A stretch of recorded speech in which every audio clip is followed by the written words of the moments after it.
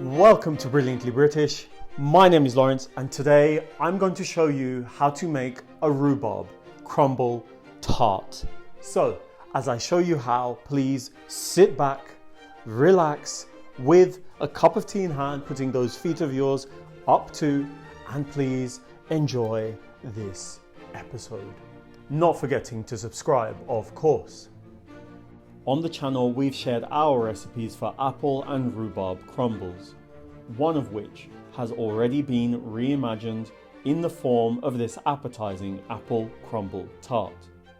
In this episode, however, continuing on our journey of reimagining English classics, we'll be sharing our recipe for this equally enjoyable sweet and sour tart. This is a rhubarb crumble tart, consisting of a tangy rhubarb filling balanced with a creamy custard layer encased within crisp, short crust pastry. And step by step, you'll be shown how to prepare it with easy to follow instructions, with everything being rounded off at the end with a session of tasting. So now, with the introductions made and your interest peaking, please allow me to introduce the ingredients to you. For today's Brilliantly British rhubarb crumble tart, you will need a lemon, some plain white sugar, some plain white flour, some cornflour, an egg or two, some butter, some vanilla paste, some heavy cream, some milk, and of course the star of this treat, some fresh rhubarb, followed by, my friends, a little pinch or two of salt to avoid the occurrence of bland food. And that is all you will need for today's Brilliantly British rhubarb crumble. But before you get started, before you do anything at all, like I always say, please switch on your kettle, brew yourselves a nice cup of hot tea so that you can sip on that whilst you bake. To begin, in a food processor or by hand in a bowl, homogenize flour, sugar and salt. Then combine with cold diced butter until sand-like, before incorporating a beaten egg and, if necessary, a tablespoon or two of cold water for the beginnings of a dough. Then, with the hydrated contents turned out onto your work surface, proceed by kneading until cohesive for no longer than 2 minutes, then removing and setting aside a third in your freezer, continuing thereafter by rolling out the remaining dough on a floured surface until large enough to blanket and tuck into your tart pan, with the excesses trimmed away, before also resting and setting in your freezer for at least an hour. With the dough setting and resting, begin heating a cream milk mixture over a medium-low heat with a pinch of salt, and in tandem prepare a custard base consisting of egg yolks, corn flour, vanilla paste and plain white flour, which you'll homogenize in preparation for tempering.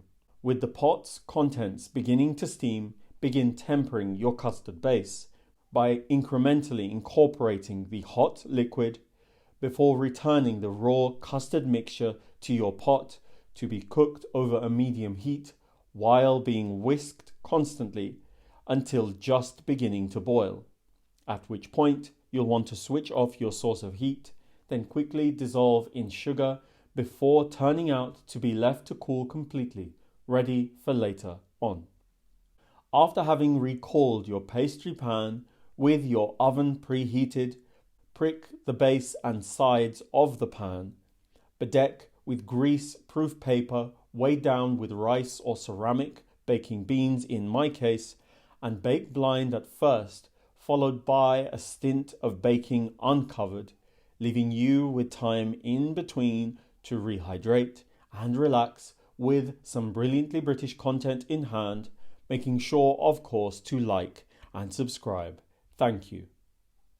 With the pastry and custard made, to prepare the rhubarb filling, into a saucepan, turn in a portion of your diced rhubarb, jam sugar, salt and lemon zest, cooking the mixture over a medium heat in line with your sugar manufacturer's instructions.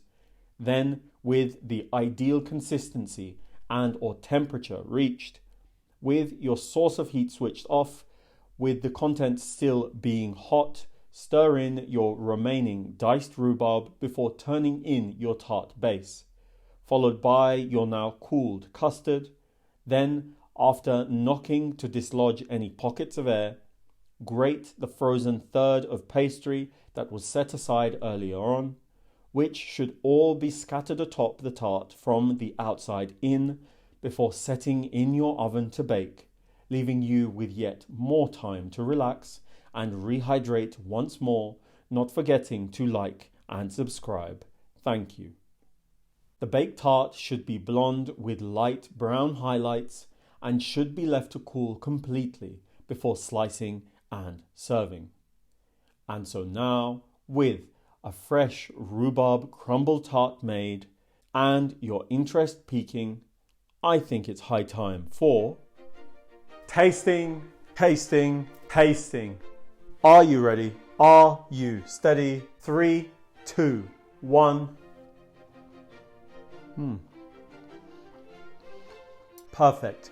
Just as I hoped, the filling has a lovely rhubarb sharpness to it. It hasn't been over-sweetened, beautifully balanced. There's texture still there from the fresh, finely chopped rhubarb that's within this somewhat, let's say, rhubarb jam. The custard on top of it, lovely, creamy, rich in vanilla and flavor, and it's just so smooth as well. And then we come to the short crust pastry and the lovely crumbly top that both sandwich the filling. It's brilliant.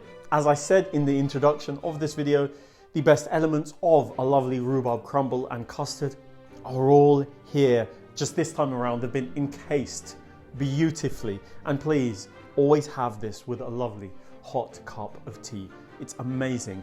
And if you actually wanted to take this a step further, no one would judge you if you wanted to put a nice scoop of ice cream right next to this tart. I think it would perhaps enhance it. So look, with all of that being said, please, please, please, I hope you've been convinced to go out, get all of the ingredients, make this fantastic rhubarb crumble tart, because it is and will be 110% worth it.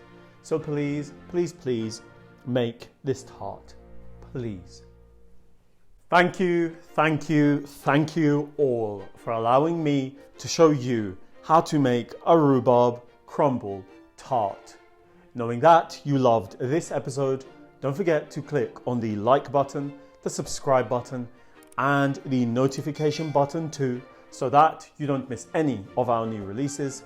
Tell everyone, and I mean everyone, that you know about the Brilliantly British food on this channel, and follow us on all of the social media platforms that this channel is on, and I will see you